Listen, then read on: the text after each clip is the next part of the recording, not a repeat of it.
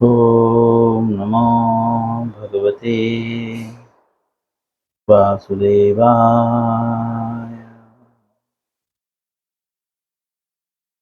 ॐ नमो भगवते वासुदेवाय।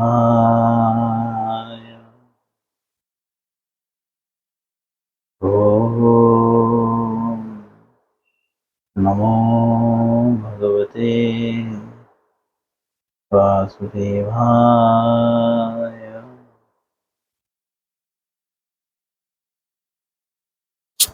श्रीमद् भगवद गीता यथारूप अध्याय 7 श्लोक संख्या 3। आज शायद इस श्लोक पे हमारा चौथा दिन है,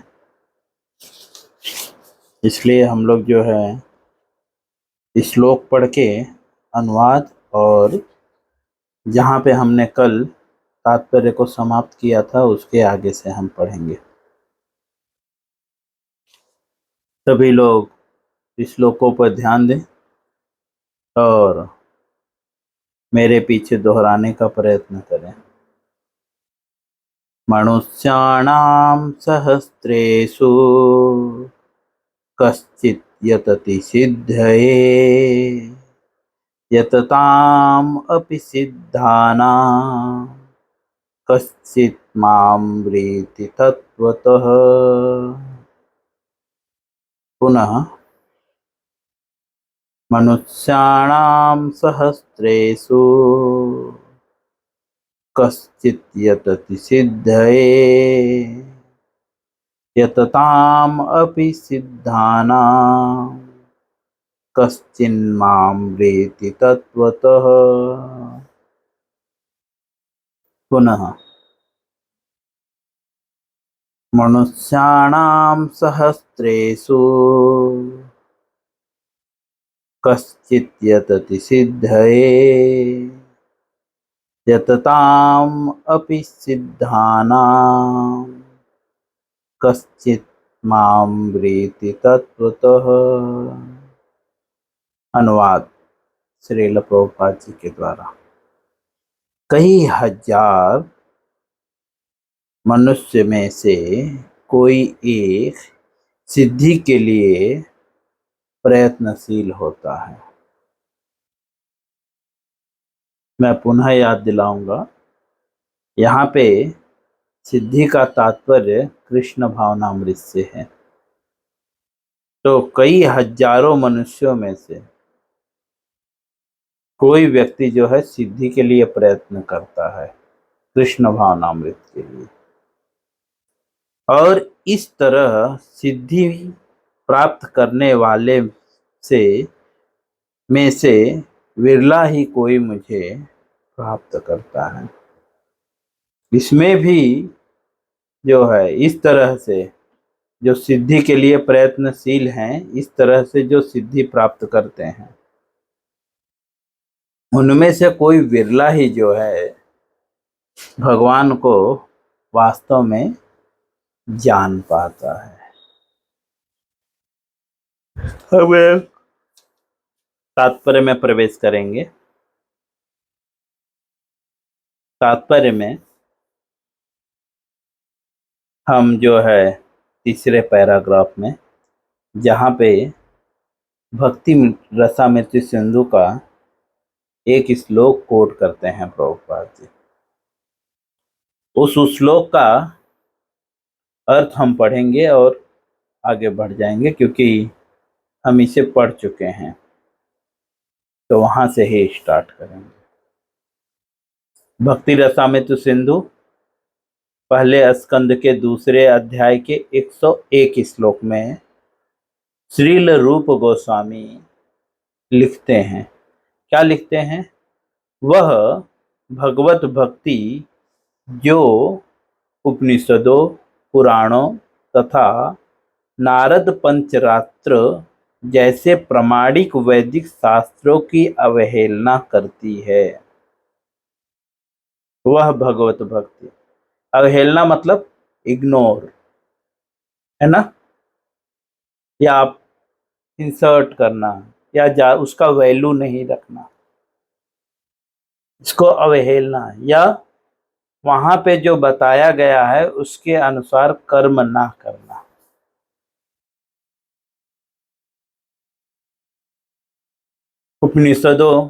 उपनिषदों में भगवत गीता भी आता है। भगवत गीता भी एक उपनिषद है, इसे गीतो उपनिषद कहते हैं। ऐसे ही श्वेता श्वेत उपनिषद, मुंडक उपनिषद और गोपाल तापनीय उपनिषद, है ना, और ऐसे बहुत सारे उपनिषद हैं। करीब 12 उपनिषद हैं, 12 या 18 उपनिषद हैं टोटल, मेरे दिमाग में अभी याद नहीं आ रहा है। तो जो उपनिषदों की, दूसरा पुराणों की, जैसे भागवत पुराण, पद्म पुराण, विष्णु पुराण, ऐसे अनेकों पुराण हैं, तथा नारद पंचरात्रिक जैसे प्रामाणिक वैदिक शास्त्र ग्रंथ। कृपया करके म्यूट करके रखें आप लोग। तो नारद पंचरात्रिक जैसे प्रामाणिक वैदिक शास्त्र, प्रामाणिक मतलब जो वेदों से निकला हुआ है, जो गुरु परंपरा से प्राप्त है, उसे प्रामाणिक बोलते हैं। तो पंचरात्रिक विधि पूजा की एक पद्धति है, जिसमें भगवान की कैसे पूजा करनी है, कैसे खिलाना है, कैसे पिलाना है, कैसे सेवा करनी है, यह सारी बातें उसमें बताई गई हैं। तो जो इनकी अवहेलना करता है, अर्थात अपने मनमानी ढंग से कार्य करता है या प्रचार करता है, इसके अकॉर्डिंग प्रचार नहीं करता या इसके अकॉर्डिंग अपना जीवन व्यतीत नहीं करता, वह क्या है?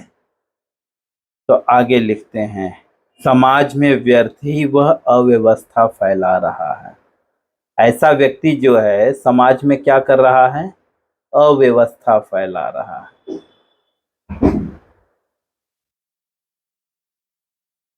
जो इसके अकॉर्डिंग उपनिषदों, पुराणों तथा नारद पंचरात्रिक विधि के जो प्रामाणिक ग्रंथ हैं, इसकी अवहेलना करता है, मतलब बोलता है इसकी पालन करने की कोई जरूरत नहीं है। जैसा कुछ कुछ भक्त लोग कहते हैं कि हम तो बस नाम जप करो और कुछ करने की जरूरत नहीं है, कुछ पालन करने की जरूरत नहीं है, बस नाम जप करो, क्योंकि हम एकदम प्योर डिवोटी नहीं है, है ना। भगवान स्वयं भी बोलते हैं, नहीं तो भगवान क्यों बोलते कि मुझे तो कर्म करने की जरूरत नहीं है तो भी मैं कर्म करता हूँ? क्योंकि सामान्य जनता उसका जो है अनुसरण कर सके, उनके पद चिन्हों पे चल सके, सीख सके, है ना। जैसे स्कूल में टीचर, उसको क ख ग घ पढ़ने की जरूरत नहीं है, वो तो कब का पढ़ चुका है, लेकिन बच्चों को सिखाने के लिए वो पढ़ता है ना। क से कबूतर, ख से खरगोश, इस तरह से पढ़ के बच्चों को सिखाता है। क्या उसको पढ़ने की जरूरत है? नहीं, लेकिन वह सामान्य बच्चों को शिक्षा देने के लिए वह पढ़ता है।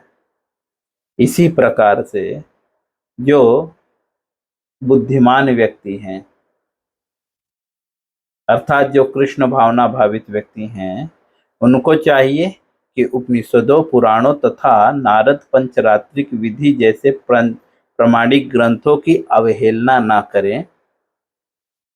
अगर वे ऐसे ग्रंथों की अवहेलना करते हैं तो वह सिर्फ समाज में अव्यवस्था फैलाते हैं। इनडायरेक्टली रूप गोस्वामी कह रहे हैं जो प्रामाणिक ग्रंथों के अनुसार भक्ति नहीं कर रहे हैं या प्रचार नहीं कर रहे हैं, ऐसे व्यक्तियों के जो है न बातें सुननी चाहिए, न उनका अनुसरण करना चाहिए, अर्थात उनके आदेशों का पालन नहीं करना चाहिए। क्यों? क्योंकि भगवान भगवत गीता में कहते हैं, संगति संजायते कामो काम क्रोधो विजायते। संगति से काम उत्पन्न हो जाता है। अगर अच्छी संगति करेंगे तो अच्छा काम उत्पन्न होगा, बुरी संगति करेंगे तो बुरा काम उत्पन्न होगा। तो इसीलिए ऐसे लोगों की संगति नहीं करनी चाहिए जो प्रामाणिक शास्त्रों के अनुसार जो है या तो उनकी अवहेलना करते हैं, उसके अनुसार वे प्रचार और अपने जीवन में आचरण नहीं करते। आगे श्रील प्रभुपाद जी लिखते हैं,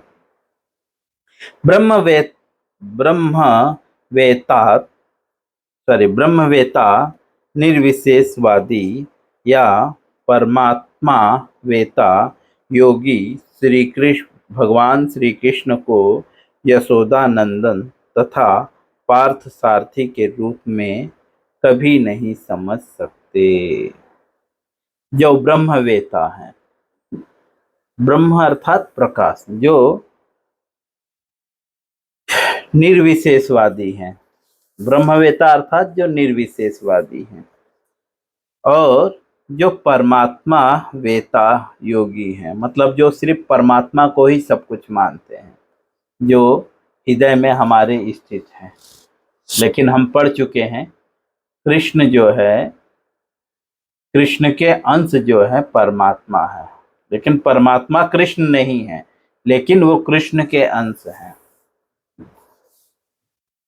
ठीक है, तो जो सिर्फ परमात्मा को ही सब कुछ मानता है और किसी को कुछ भी नहीं मानता, समझे, ऐसा व्यक्ति जो है कृष्ण को सिर्फ क्या मानता है, वह एक सामान्य ही व्यक्ति मानता है। वो नहीं मानता कि कृष्ण जो है यशोदा नंदन या पार्थ सारथी हैं, या वे पार्थ सारथी के रूप में स्वीकार नहीं करता, नहीं समझ सकता। आगे श्रील प्रभुपाद जी लिखते हैं, कभी कभी बड़े बड़े देवता भी कृष्ण के विषय में भ्रमित हो जाते हैं। प्रभुपाद जी लिखते हैं, कभी कभी जो है बड़े बड़े देवता भी जो है कृष्ण के विषय में भ्रमित हो जाते हैं। जैसा कि हम कृष्ण लीला में पढ़ रहे हैं, ब्रह्मा जी भी भ्रमित हो गए थे। वो क्या सोचे थे कि मेरी शक्ति है, मेरे से 4 गुना शक्ति शायद उनकी होगी।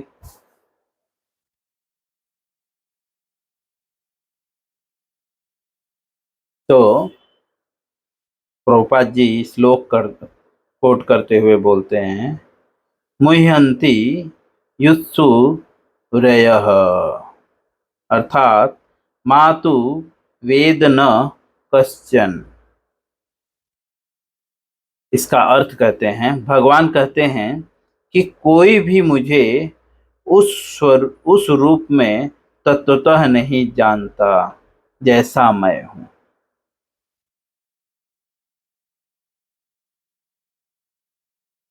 और यदि कोई जानता है स महात्मा सुदुर्लभ,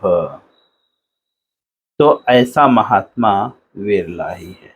भगवान बोलते हैं पहले कि मेरे वास्तविक स्वरूप को जो है कोई नहीं जानता, और जो कोई जानता भी है तो ऐसा महात्मा जो है स महात्मा सुदुर्लभ है, ऐसा महात्मा जो है बहुत दुर्लभ है। आगे लिखते हैं, अतः भगवान की भक्ति किए बिना कोई भगवान को तत्वतः नहीं जान पाता, भले ही वह महान विद्वान या दार्शनिक क्यों ना हो। प्रभुपाद जी लिखते हैं कि भगवान की भक्ति के बिना जो है कोई भी भगवान को तत्वतः मतलब पूरी तरह नहीं जान सकता। भले ही वो कितना भी महान विद्वान क्यों ना हो। बड़े बड़े विद्वान लोग जो भागवतम पूरा पाठ कर चुके हैं, भगवत गीता पूरा याद कर चुके हैं, समझे, जो शास्त्रों के बहुत सारे विश्लेषण कर चुके हैं, लेकिन अगर वो भक्त नहीं हैं तो वे भगवान को तत्वतः नहीं जान सकते। पूरी तरह, तत्वतः का मतलब पूरी तरह नहीं जान सकते कि भगवान क्या है। केवल शुद्ध भक्त ही कृष्ण के अचिंत्य गुणों को सब कारणों के कारण रूप में, उनकी सर्वशक्तिमत्ता तथा ऐश्वर्य, उनकी संपत्ति, यश, बल, सौंदर्य तथा ज्ञान तथा वैराग्य के विषय में कुछ कुछ जान सकता है। बता रहे हैं केवल जो है शुद्ध भक्त ही कृष्ण का, शुद्ध भक्त मतलब प्योर डिवोटी इंग्लिश में बोलेंगे,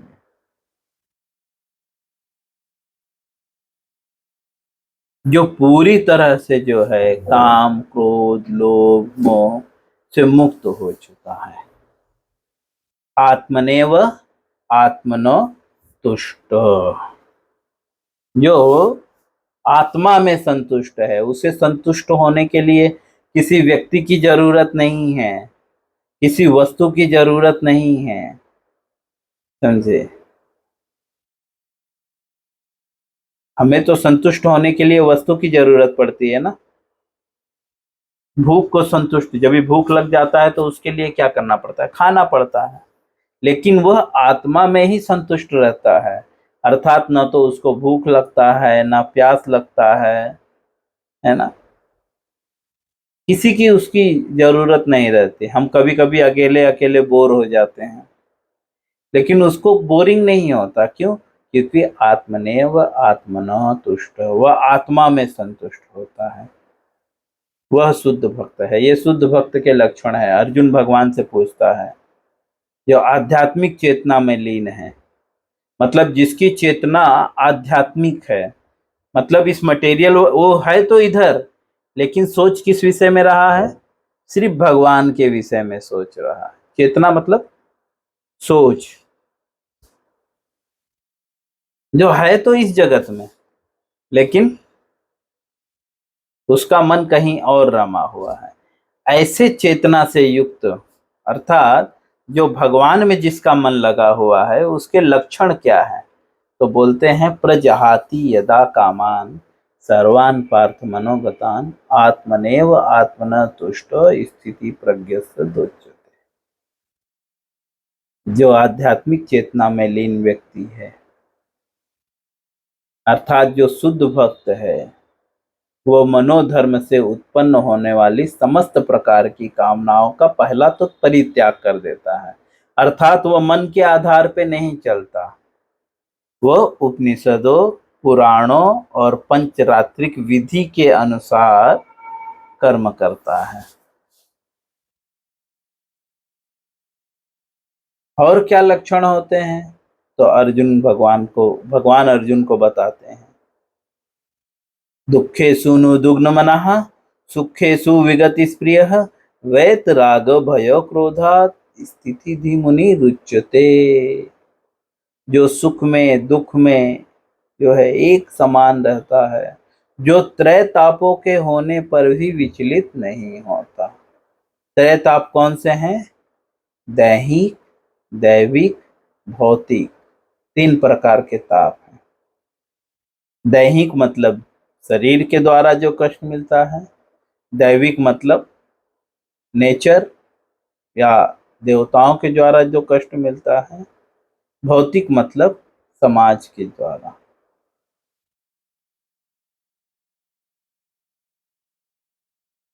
ऐसा कहते हैं जब राम राज्य था, अर्थात जब श्री राम जी थे, तो उस राज्य में ये तीनों प्रकार के ताप नहीं थे।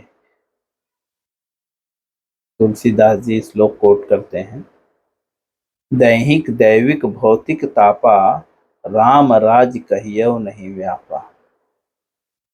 राम राज्य में न तो किसी को दैहिक ताप था, अर्थात शरीर से कष्ट नहीं था, और देवता भी उन्हें कष्ट नहीं देते थे, और लोग भी उन्हें कष्ट नहीं देते थे।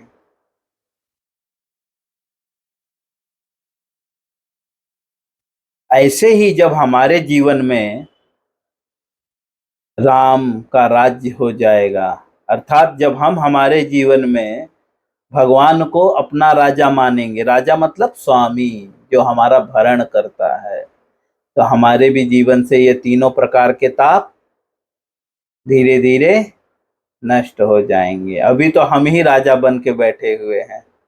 मैं इस घर का राजा हूँ, मैं मालिक हूँ, ये मेरी प्रॉपर्टी है, ये मेरा घर है, ये मेरा फ्लैट है, ये मेरा बेड है, ये मेरी पत्नी है, ये मेरे बच्चे हैं।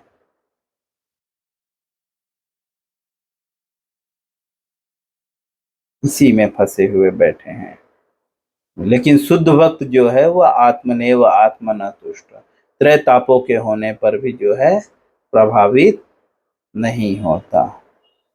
तो ऐसे शुद्ध भक्त जो है कृष्ण के अचिंत गुणों को, अचिंत गुणों मतलब जो एक आम व्यक्ति के परे है, सोच से परे है, चिंतन से परे है, अचिंत गुणों को जिसकी कोई तुलना नहीं की जा सकती, कोई लिमिटेशन नहीं है। अचिंत मतलब अनलिमिटेड,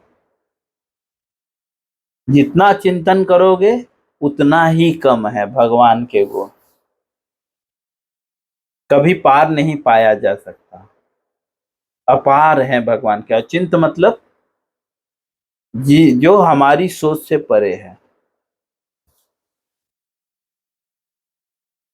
अचिंत गुणों को सब कारणों के कारण स्वरूप में उनकी सर्वोच्च शक्तिमानता तथा ऐश्वर्य, उनकी संपत्ति, यश, बल, सौंदर्य, ज्ञान तथा वैराग्य के विषय में कुछ कुछ जान सकता है। जो शुद्ध भक्त है वो कुछ कुछ जान सकता है, जो भक्त नहीं है वो तो कुछ भी नहीं जान सकता।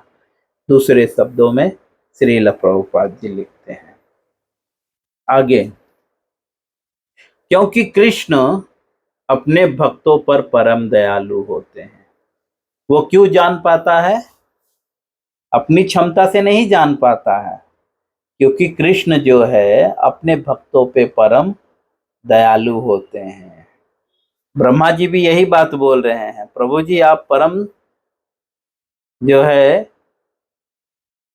क्या शब्द प्रयोग किए थे, दूसरा शब्द प्रयोग किए थे,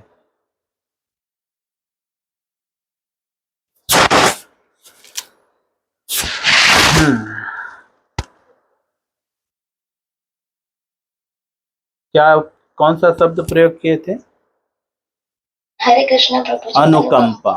यस, अनुकंपा। परम दयालु मतलब अनुकंपा। तो क्योंकि भगवान जो है भक्तों पे परम दयालु होते हैं, इसलिए वो जान पाते हैं।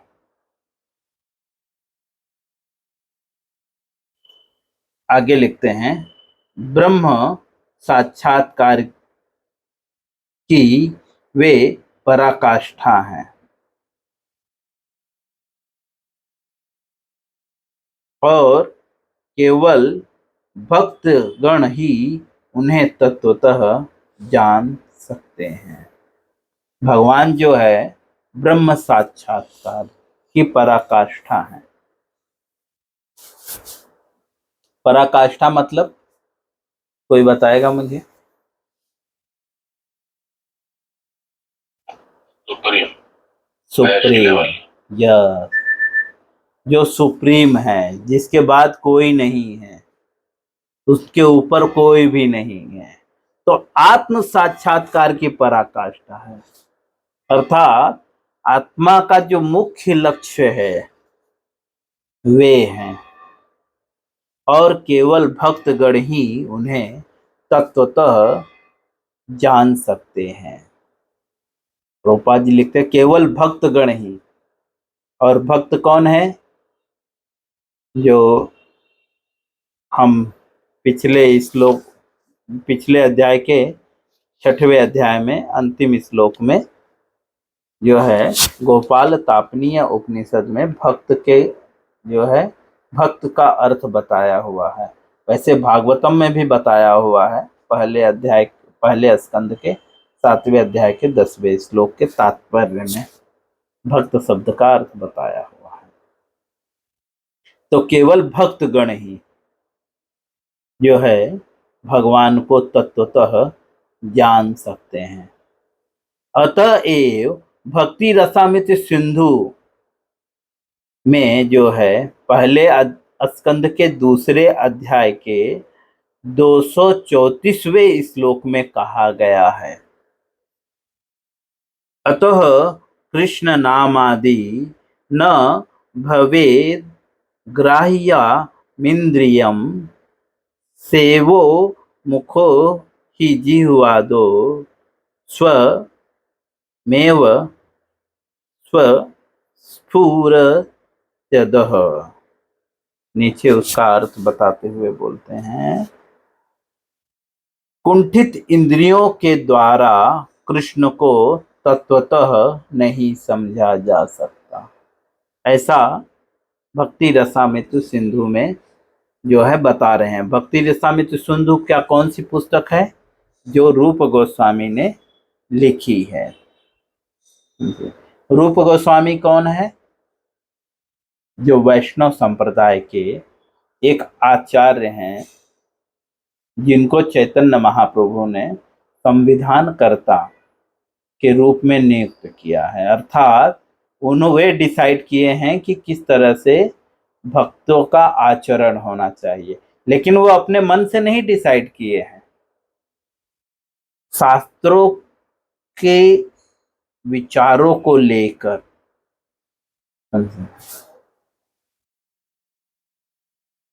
तो वे अपने ग्रंथ में जो है भक्ति रसामृत सिंधु में लिखते हैं, कुंठित इंद्रियों के। कुंठित मतलब जो फंसी हुई इंद्रियां, विषय वासनाओं में जो फंसी हुआ है।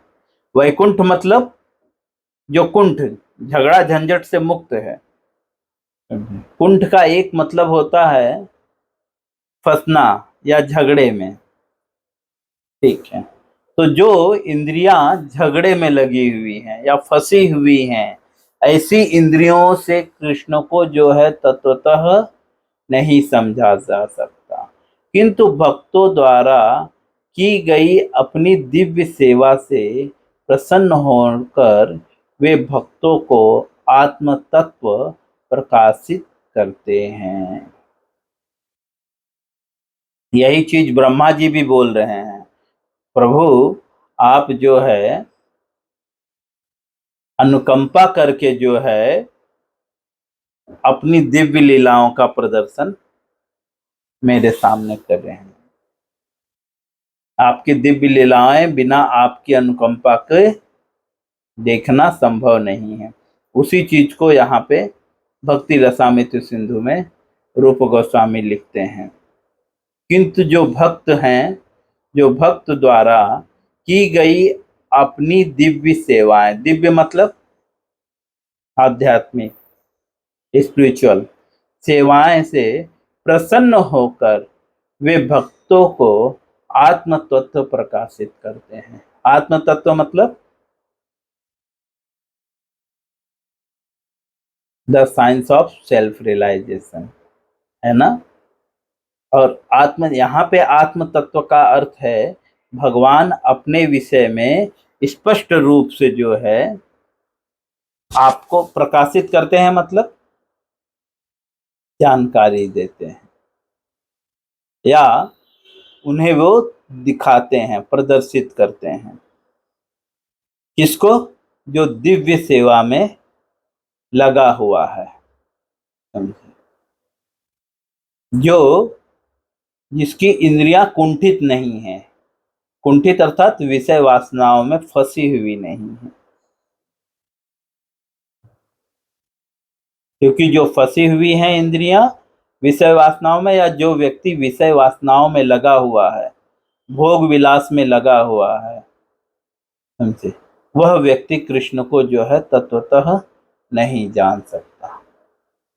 सिर्फ कृष्ण को अगर तत्वतः जानना है तो भक्ति करनी होगी और भगवान की दिव्य प्रेममयी सेवा करनी होगी। इस प्रकार से श्रील प्रभुपाद जी भगवद गीता के 7वें अध्याय के 3 श्लोक का तात्पर्य पूर्ण करते हैं। हरे कृष्ण। इससे संबंधित किसी का कोई प्रश्न है तो पूछ सकता है, या किसी का कमेंट हो या कोई सुझाव हो तो मुझे दे सकता है। हरे कृष्ण।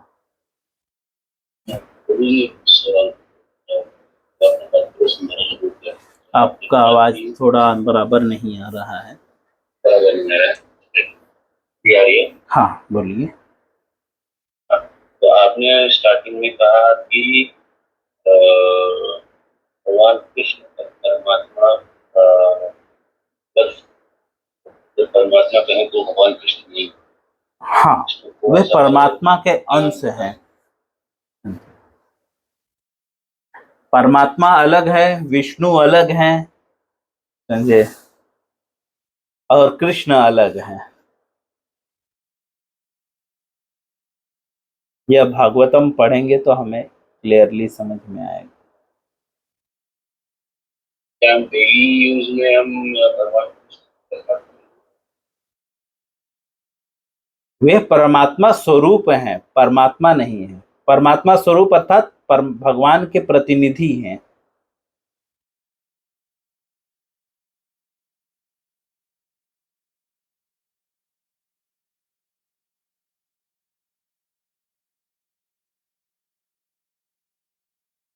जब हम भागवतम पढ़ेंगे तो ये चीजें समझ में आएंगी। जब भगवान सृष्टि करने लगते हैं तो जब अपना विस्तार करते हैं तो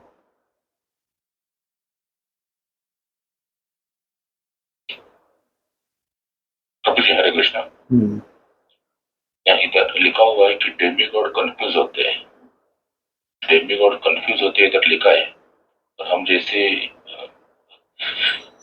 कृष्ण बुक पढ़ रहे हैं उसमें ब्रह्मा जी कंफ्यूज नहीं थे। ब्रह्मा जी को मालूम था कि श्री कृष्ण या ब्रह्मा जी को पता था। दर्शन लेने के लिए वो एक फास्ट ट्रैक करने के लिए उन्होंने वो चाल चली थी। यस, लेकिन तो कंफ्यूज है, पर ब्रह्मा जी कंफ्यूज नहीं थे। नहीं, मालूम था वो। ब्रह्मा जी भी डेमी गॉड ही है। और आपके साथ खेल रहे थे वो भी मालूम था उनको। हाँ, ब्रह्मा जी यहाँ पे कंफ्यूजन का मतलब है कि ब्रह्मा जी जिस लिमिट तक सोच रहे थे भगवान उस लिमिट से भी परे हैं। हाँ, तो वहां पे ब्रह्मा जी जो है कंफ्यूज हो गए। लास्ट में देखो प्रभुपाद जी लिखते हैं कि जब भगवान ने अपनी माया का प्रभाव हटाया तो ब्रह्मा जी ऐसा प्रतीत हुआ कि वो मृतक से उठे हैं, मृत अवस्था से उठे हैं। मृत अवस्था से उठे हैं। मतलब ब्रह्मा जी जो सोच रहे थे भगवान के विषय में कि भगवान ऐसे हैं, लेकिन भगवान उससे भी ज्यादा, उससे भी परे है, परे हैं।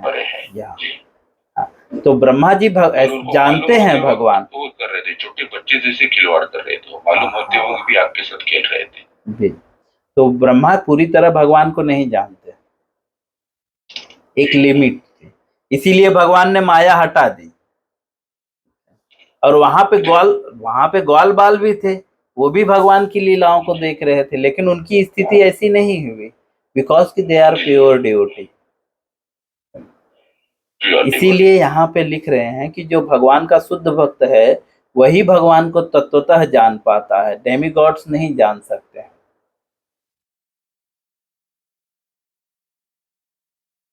ठीक है, समय भी हो गया है, अब इस पे हम कल चर्चा करेंगे। हरे कृष्ण।